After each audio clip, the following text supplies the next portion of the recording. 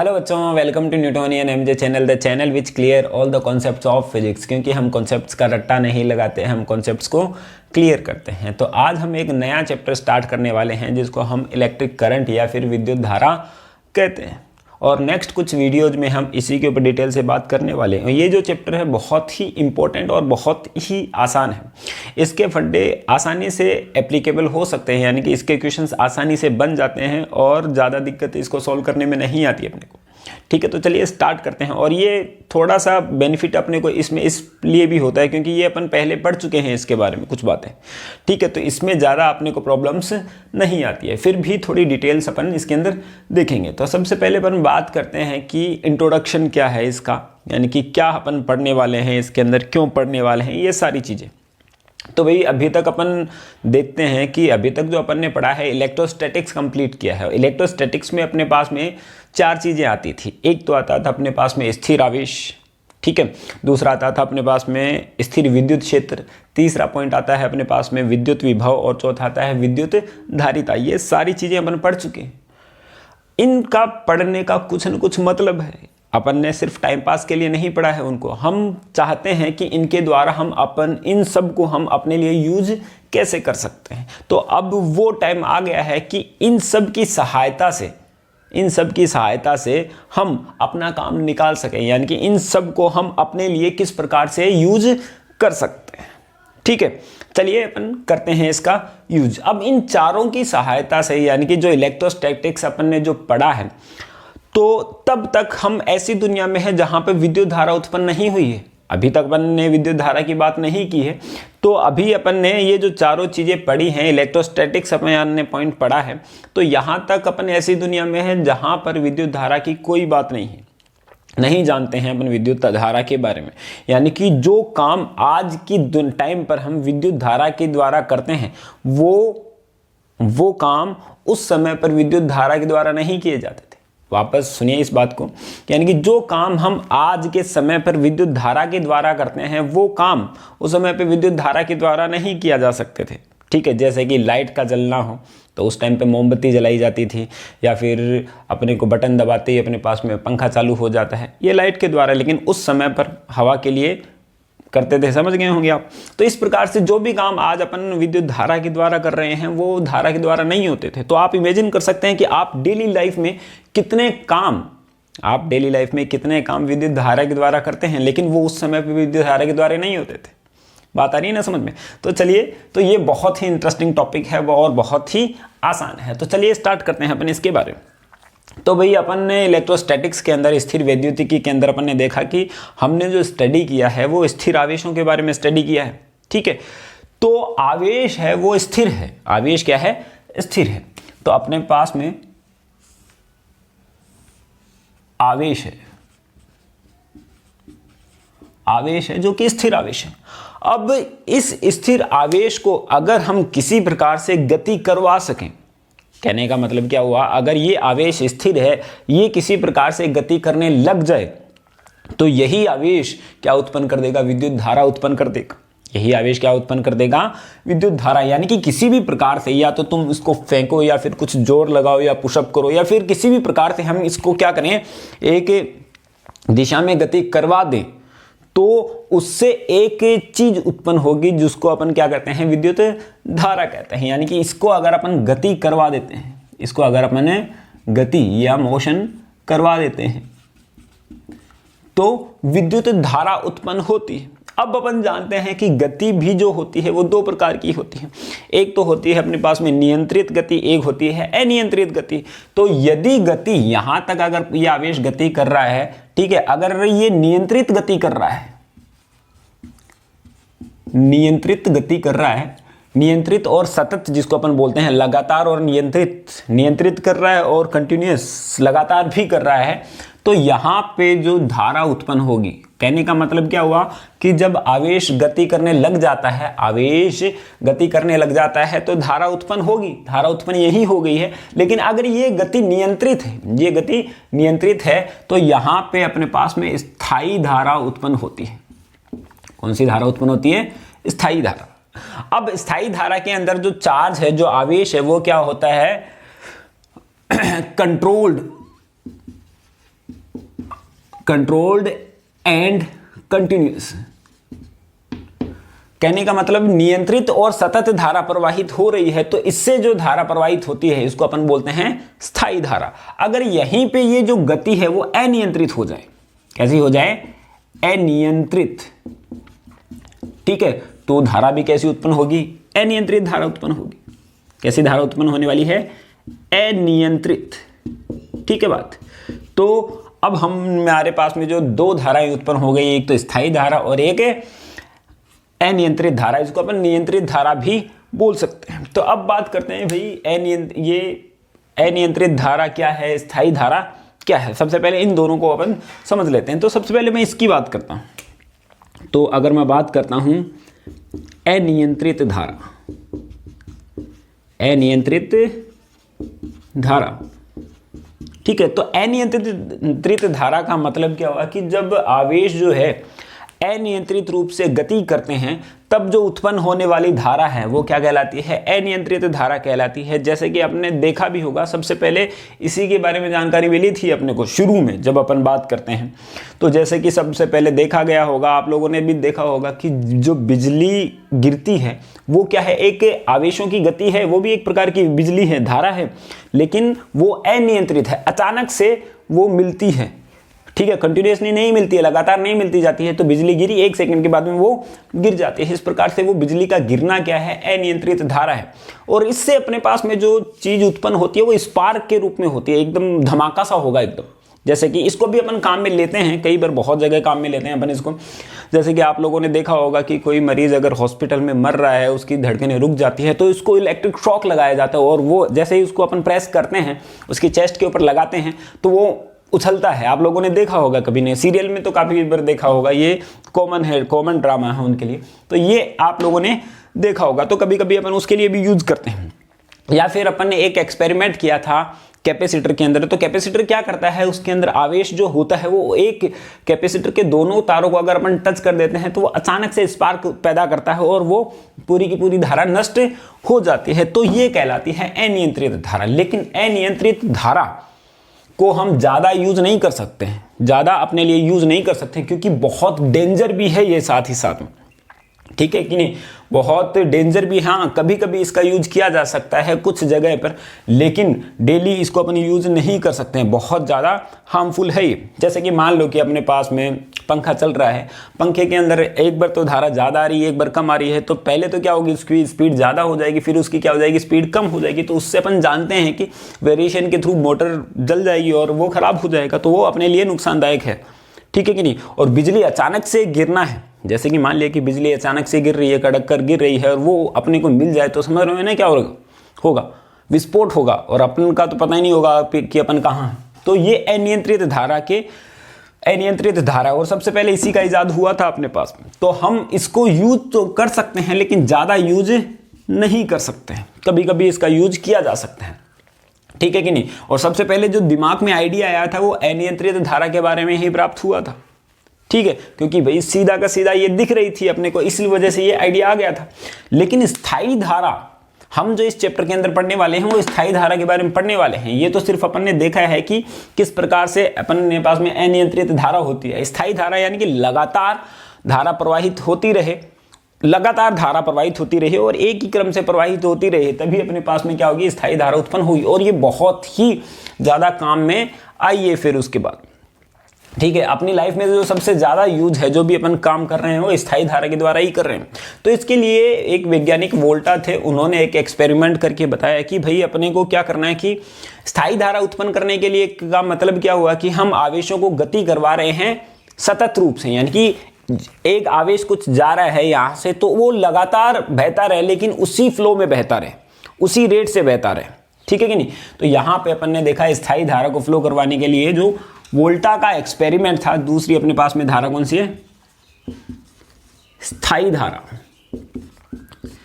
स्थायी धारा अपने को पता चल गई कि जब अपने पास में धारा सतत रूप से और कंट्रोल्ड और कंटिन्यूस रूप से फ्लो होती रहती है, तो वो धारा जो उत्पन्न होती है अपने पास में वो होती है स्थायी धारा। तो स्थायी धारा उत्पन्न करने के लिए जो वोल्टा ने एक एक्सपेरिमेंट किया था, तो उसमें क्या किया, उसने एक मेटल लिया, जिंक लिया, और एक ले लिया कॉपर और इसके बीच में एक सॉल्ट वाटर रख दी, सॉल्ट वाटर की एक पन्नी रख दी, एक कागज़ लिया, उसको जो सॉल्ट वाटर है अपने पास में उसमें भिगोया और इन दोनों के बीच में रख दिया और यहाँ पे एक रख दी कॉपर की प्लेट। क्या रख दिया? कॉपर की प्लेट। तो अब हम जानते हैं कि जब सॉल्ट वाटर के साथ में कोई रिएक्शन होती है तो रेडॉक्स रिएक्शन होती है। रेडॉक्स रिएक्शन होती है तो यहाँ पे पॉजिटिव आ जाता है और यहाँ पे नेगेटिव आ जाता है। इसके बारे में आप ज़्यादा जानते हो मुझसे। तो यहाँ पे पॉजिटिव आ जाता है और यहाँ पे नेगेटिव आ जाता है, यानी कि यहाँ पे तो क्या है नेगेटिव और यहाँ पे क्या है पॉजिटिव। ठीक है, तो एक के ऊपर तो पॉजिटिव आया, एक के ऊपर नेगेटिव आया, इसका मतलब क्या हुआ? दोनों के मध्य विभवांतर उत्पन्न हुआ। दोनों के मध्य क्या हुआ? विभवांतर उत्पन्न हुआ। और अगर यहाँ पर कोई आवेश है अपने पास में, तो यहाँ पे अगर अपन किसी आवेश को रखेंगे, चाहे वो धनात्मक आवेश है चाहे वो ऋणात्मक आवेश है, तो वो एक निश्चित रूप से गति करेगा, या तो इधर गति करेगा या फिर इस साइड में गति करेगा। और ये इस साइड में लगातार गति होती रहेगी, क्योंकि यहाँ पे धनात्मक हमेशा रहेगा और यहाँ पे भी ऋणात्मक क्या रहेगा? हमेशा रहेगा। और कंटिन्यूअस फ्लो इसकी वजह से बनता रहेगा और स्थायी धारा का निर्माण हो जाता है। इसी वजह से अपने पास में क्या होता है? स्थायी धारा का निर्माण हो जाता है। तो यहाँ पे अपने पास में उत्पन्न होती है स्थायी धारा। कौन सी धारा उत्पन्न होती है? स्थायी धारा। बात आती है समझ में? तो चलिए इसको नोट डाउन कीजिए, उसके बाद में अपन आगे बढ़ते हैं।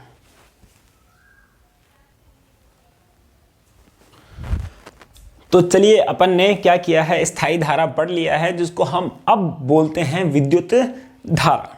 ठीक है, तो अब हम देखते हैं इसका मेजरमेंट अपने को करना है। इसको मापते कैसे हैं? क्योंकि जब तक हमारे पास में कोई भी भौतिक राशि है उसको माप नहीं सकते हैं तो वो अपने किसी काम की नहीं है। तो मापना बहुत ज़्यादा ज़रूरी है। तो किस प्रकार से मापेंगे कि भाई कितनी धारा प्रवाहित हो रही है इसके अंदर से? ठीक है, अब क्या होता है कि धारा को मापना इतना आसान नहीं है जितना कि अपन नॉर्मल चीज़ों को मापते हैं। इसको मापना इसलिए मुश्किल है क्योंकि अपने को पहली बात तो ये चीज़ें दिखाई नहीं देती है कि किस प्रकार से आवेश गति कर रहा है, किस प्रकार से गति नहीं कर रहा है। ये सिर्फ एक जनरल आइडिया था शुरू में।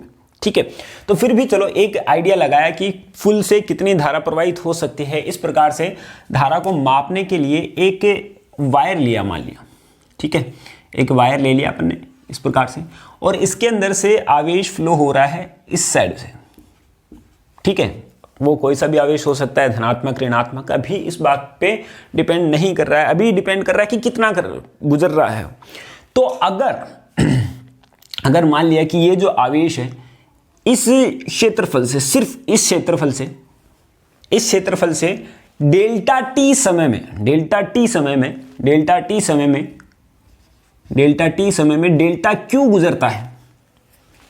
कहने का मतलब अगर टोटल आवेश क्यू है तो इसके एकांक समय में, यानी कि एक समय में एक सेकंड के अंदर इसके अंदर से जितना गुजरेगा तो यही क्या होगा? विद्युत धारा कहलाएगी। यानी कि I बराबर डेल्टा क्यू बाई में डेल्टा टी। इसको हम बोलते हैं औसत करंट। तो सिर्फ इससे निकालकर हम टोटल का आसानी से निकाल सकते हैं। एक से अपन ने निकाल लिया तो अपने को आइडिया लग गया कि भाई इससे एक सेकंड के अंदर इतना पानी फ्लो हो रहा है, तो इतने सेकंड के अंदर ये धारा फ्लो हुई तो कितनी टोटल धारा फ्लो होगी, ये अपन आसानी से ज्ञात कर सकते हैं। आप खुद देखिए कि अगर अपने को इस प्रकार से पता चल जाता है कि इसके एक सेकंड में से इतने जो क्या फ्लो हो रहे हैं, आवेश फ्लो हो रहा है। ठीक है, तो इस टोटल से कितना फ्लो होगा, क्योंकि अपने को पता चल जाएगा इसमें इतना एक सेकंड लग रहा है तो इसमें कितना टाइम लगेगा, ये अपने को कंप्लीट पता चल जाएगा। तो अपन टोटल से फ्लो आवेश अपन निकाल सकते हैं और टोटल जो टाइम लगा वो भी अपन निकाल सकते हैं, और इससे अपने को धारा का मापन हो जाता है। तो यह है अपने पास में I बराबर डेल्टा क्यू बाई में डेल्टा टी। तो इसको I एवरेज बोलते थे अपन, औसत धारा इसको अपन बोलते हैं। ठीक है कि नहीं? अगर किसी क्षण पर अपने को निकालना है तो हम इसको ऐसा भी कर सकते हैं, अपन जानते हैं डी क्यू बाई में dt। क्लियर बात? तो ये अपने पास में हो जाता है विद्युत धारा के बारे में। तो अब अपन देखते हैं भाई इसका मात्रक क्या होने वाला है। इसका मात्रक अपन देखते हैं तो यहां से इसका मात्रक निकलेगा कूलम बटे सेकंड, और इसका अन्य मात्रक है एम्पियर। इसका अन्य मात्रक क्या है? एम्पियर। क्लियर बात? ठीक है, इसकी जो वीमा आने वाली है, वीमा आती है इसकी वीमा आती है A1।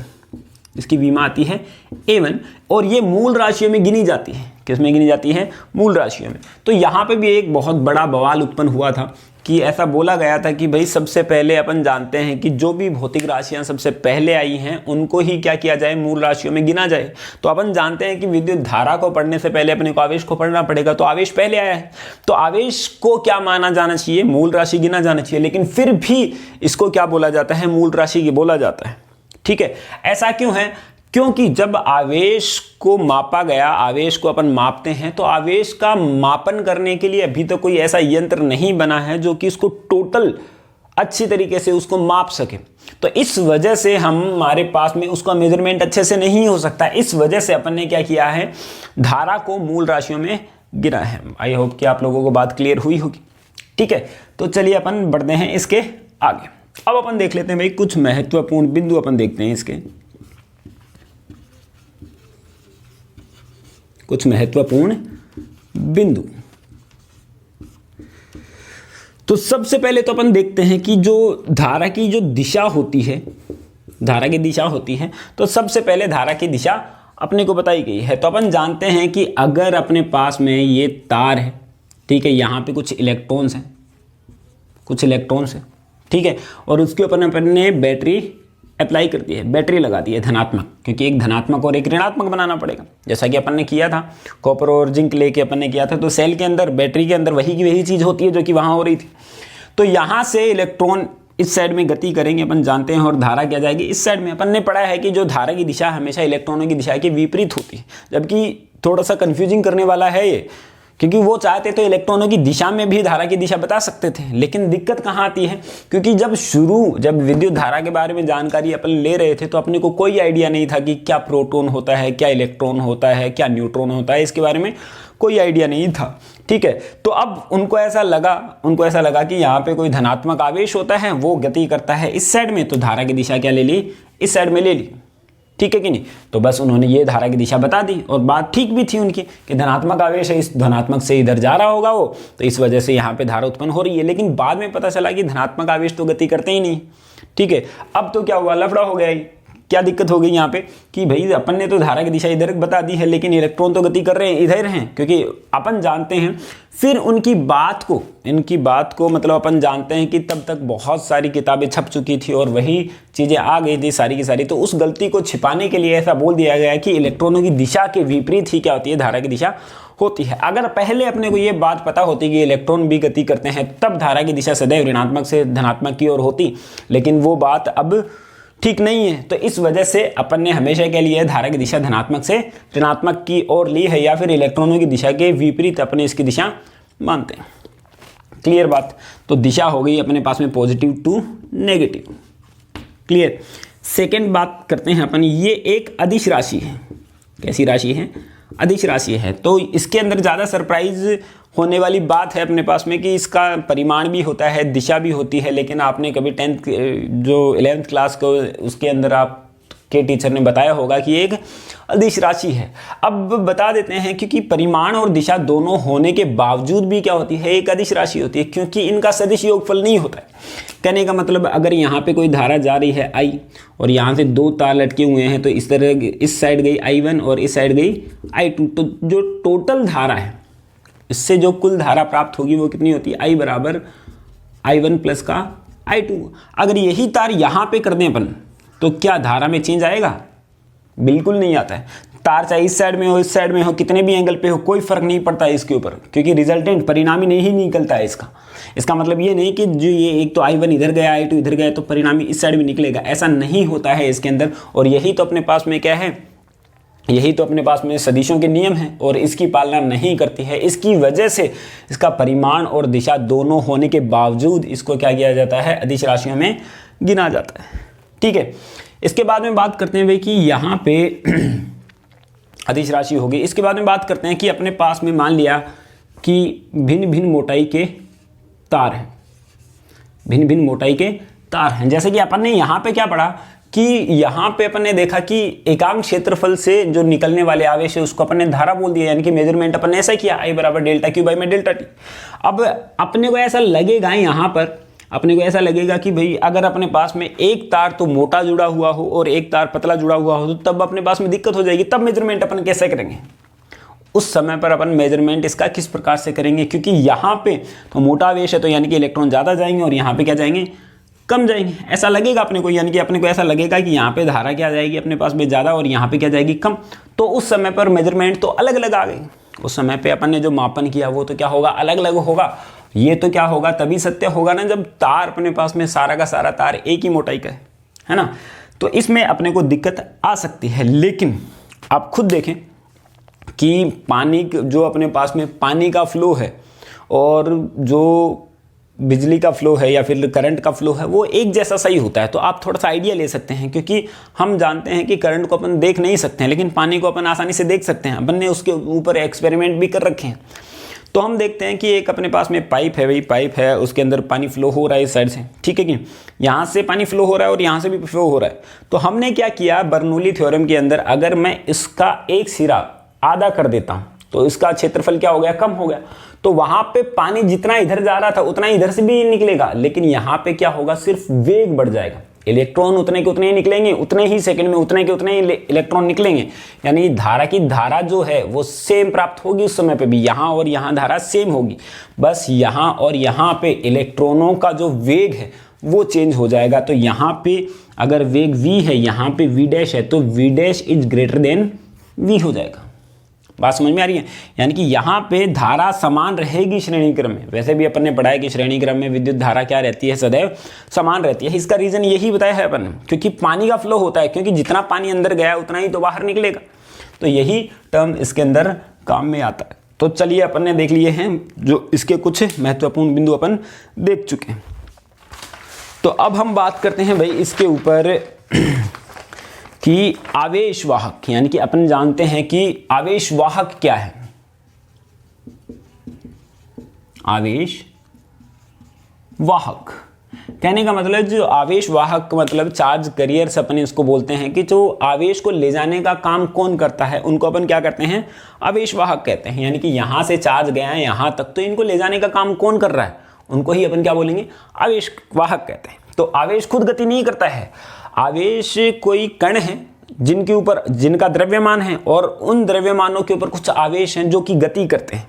कहने का मतलब कोई कण है जिनका कुछ द्रव्यमान होता है और उनके ऊपर कुछ आवेश होता है, तो वो कण गति करते हैं, तो उनके साथ साथ क्या होता है, आवेश भी गति करते हैं। तो यही कण क्या कहलाते हैं, आवेश वाहक कहलाते हैं। जैसे कि मान लिया इलेक्ट्रॉन है, इलेक्ट्रॉन का द्रव्यमान होता है कुछ और इलेक्ट्रॉन के ऊपर आवेश होता है 1.6 जो भी होता है, और वो गति करता है इस साइड में, तो इलेक्ट्रॉन गति कर रहे हैं।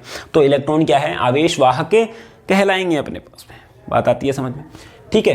तो ये हुए अपने पास में आवेश वाहक की डेफिनेशन। तो सबसे पहले अपन देखते हैं धातुओं में जो आवेश वाहक है, यानी कि धातु के अंदर जो आवेश को एक जगह से दूसरी जगह तक ले जाने का जो काम करते हैं वो करते हैं मुक्त इलेक्ट्रॉन। क्या करते हैं, कौन करते हैं, मुक्त इलेक्ट्रॉन करते हैं आवेश वाहक का कार्य। जबकि अपन लिक्विड्स के अंदर बात करें या फिर अपन बात करते हैं द्रव्य की अपन बात करते हैं, लिक्विड के अंदर अपन बात करते हैं, तो वो होते हैं आयन, धनायन ऋणायन, इस प्रकार से। इसी वजह से आप लोगों ने कभी केमिस्ट्री के अंदर पढ़ा है तो वो आयन पढ़ा है, धनायन और ऋणायन, जबकि यहाँ पे क्या पढ़ते हो, धनात्मक आवेश और ऋणात्मक आवेश, क्योंकि यहाँ पे मुक्त इलेक्ट्रॉनों की बात हो रही है और यहाँ पे क्या हो रही है, आयनों की बात हो रही है।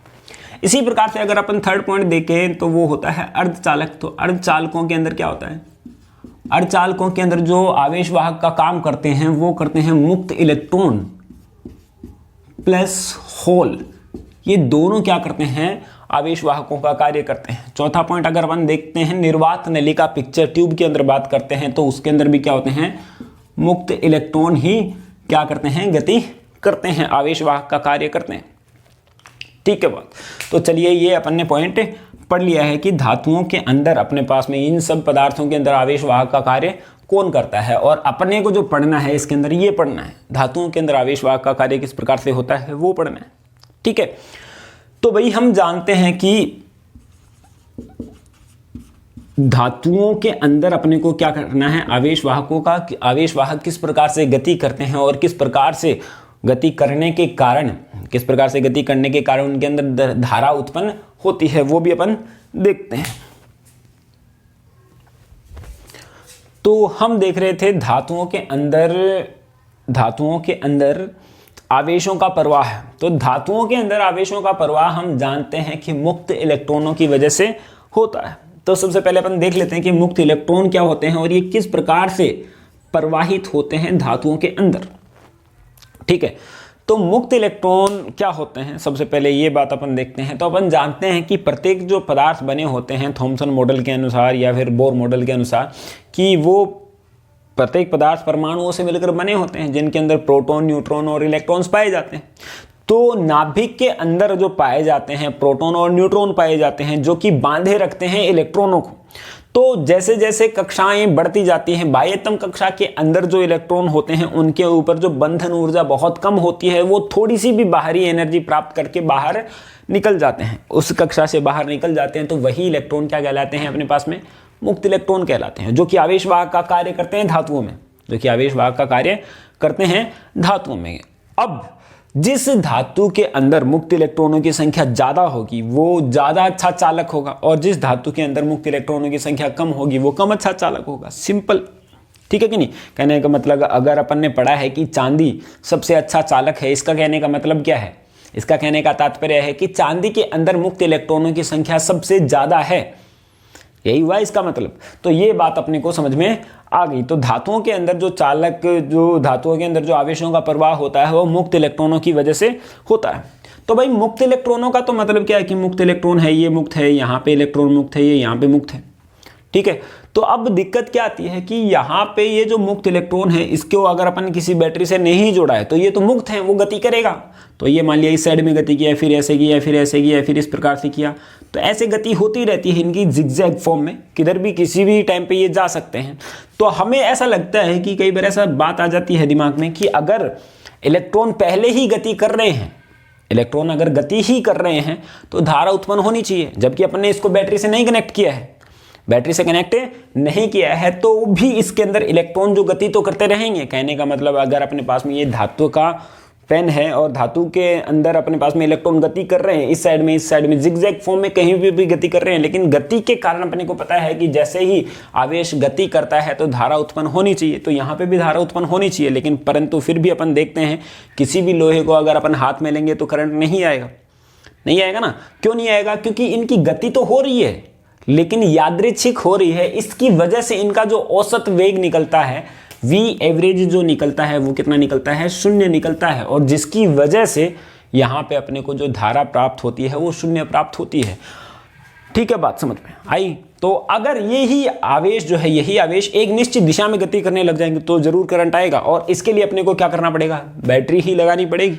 क्योंकि इसके लिए अपने को पता है कि इस साइड से इधर जाए या फिर इस साइड से इधर जाए तो अपने को एक साइड में पॉजिटिव ही चाहिए और एक साइड में नेगेटिव ही चाहिए। तो वो काम कौन करती है, बैटरी करती है। तो चलिए अब हम देखते हैं। तो यहां तक अपन पढ़ चुके हैं, अब अपन देखते हैं इसके कुछ क्वेश्चंस।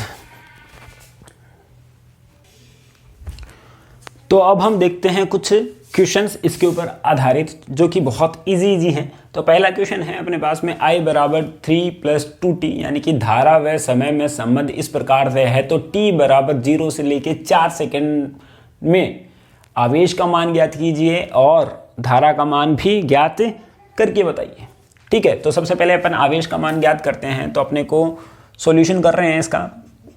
सिंपल सॉल्यूशन अपन जानते हैं कि I = I और Q, I और T में संबंध है ये अपने पास में। तो अपन जानते हैं कि I बराबर dQ/dt भी होता है, तात्क्षणिक के रूप में यही प्राप्त होता है अपने पास में। तो हम इसको लिख सकते हैं dQ/dt बराबर कितना आया है अपने पास में, 3 + 2t। ठीक है, तो यहाँ पे अपन dQ लेते हैं तो dQ बराबर कितना आया, 3dt + 2t × dt। तो समाकलन करते हैं दोनों तरफ, तो ये कितना आएगा Q, और ये आया 3t + 2t²/2, तो ये कैंसिल हो गया। और यहाँ से इसकी जो लिमिट आएगी वो 0 से लेके 4 आएगी। तो यहाँ से अपन 4 पुटअप करते हैं। तो यहाँ पे आए Q बराबर ये कितना आएगा, 12 प्लस का ये 4 का स्क्वायर 16, यानी कि 28 कूलम अपने पास में इसकी वैल्यू आ जाएगी। तो Q अपने को निकालना था वो अपन ने निकाल लिया है। अब अपने को निकालना है I। तो I बराबर अपन जानते हैं Q/T, डेल्टा Q में डेल्टा T। डेल्टा Q कितना आया, 28, और अपने पास में डेल्टा T की वैल्यू कितनी है, 4 सेकेंड, 0 to 4, तो ये आया 4। तो कितना आया, 7 एम्पियर यहाँ पे इसकी वैल्यू आ जानी है। ठीक है। इसी टाइप से क्वेश्चन नंबर 2 की अपन बात करते हैं। तो क्वेश्चन नंबर 2 अपने को बता रहा है कि किसी चालक में 2 एम्पियर धारा प्रति सेकंड प्रवाहित हो रही है, तो उससे प्रवाहित होने वाला आवेश ज्ञात कीजिए और अपने पास में जो इलेक्ट्रॉनों की संख्या ज्ञात कीजिए। तो I बराबर अपन देखते हैं, I बराबर अपने को दे रखा है कितना, 2 एम्पियर, ठीक है। तो I बराबर अपन लिख सकते हैं Q by T, Q by T, जहाँ पे T की वैल्यू 1 है तो Q का मान कितना आया, 2 कूलम, Q का मान कितना आया, 2 कूलम। और अपन जानते हैं कि Q बराबर कितना होता है, N, तो N इंटू में 1.6 इंटू में 10 टू द पावर माइनस का 19 कूलम। यहाँ से Q की वैल्यू अपन आसानी से, Q की वैल्यू है अपने पास में 2 और यहाँ से अपन L की वैल्यू आसानी से निकाल सकते हैं। अगला क्वेश्चन है अपने पास में, ये आपके लिए देता हूँ मैं क्वेश्चन। 10 की पावर 20 इलेक्ट्रॉन प्रति सेकंड किसी चालक तार में से प्रति सेकंड गुजरते हैं, तो धारा का मान ज्ञात कीजिए आपको, ठीक है। ये आपको मान निकालना है, ठीक है। इसके बाद में बात करते हैं एक अगला क्वेश्चन, क्वेश्चन नंबर 4।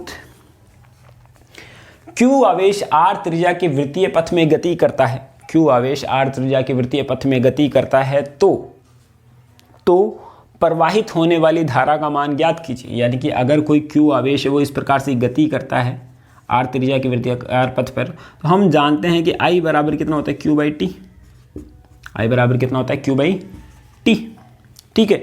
तो हम जानते हैं कि यहाँ पे जो टाइम है वो तो क्या है, आवर्तकाल है, और आवर्तकाल क्या होता है, कुल दूरी बट्टे कुल समय, यानी कि सॉरी, चाल बराबर दूरी बट्टे समय, तो समय बराबर दूरी बट्टे चाल। तो यहाँ पे Q का तो Q रख देता हूँ और समय की जगह मैं क्या कर रखता हूँ, दूरी, और दूरी कितनी तय करेगा, ये 2 पाई r, एक चक्कर में कितनी दूरी तय करेगा, 2 पाई r, और चाल कितनी है v, तो QV बट्टे 2 पाई r, ये इसका आंसर आसानी से प्राप्त हो जाना है अपने को, ठीक है।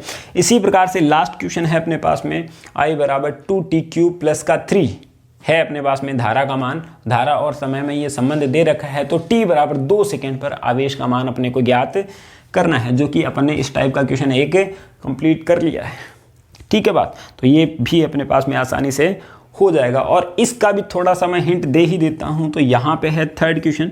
तो 10 की पावर 20 इलेक्ट्रॉन प्रति सेकेंड क्या कर रहे हैं, गुजर रहे हैं, 10 की पावर 20 इलेक्ट्रॉन प्रति सेकेंड गुजर रहे हैं, तो n का मान कितना है, 10 की पावर 20 इलेक्ट्रॉन, तो n बराबर कितना है, 10 की पावर 20।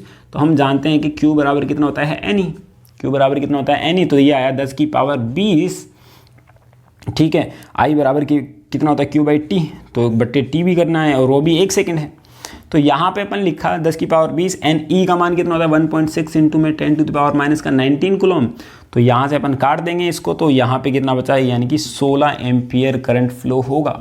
कितना एम्पियर करंट फ्लो होगा, 16 एम्पियर करंट फ्लो होगा अपने पास में। तो यहाँ तक अपन ने बेसिक बहुत छोटे छोटे क्वेश्चन अपन ने निपटा लिए हैं। और आपको अगर रिटर्न नोट्स चाहिए तो आप अपने हमारे टेलीग्राम को ज्वाइन कर सकते हैं और वहाँ पे अपने PDF नोट्स निकाल सकते हैं। और सबसे बेस्ट तरीका होता है आप खुद बनाएं इनके साथ साथ में नोट्स, तो बहुत ज़्यादा अच्छा रहता है। चलो, thank you, have a nice day.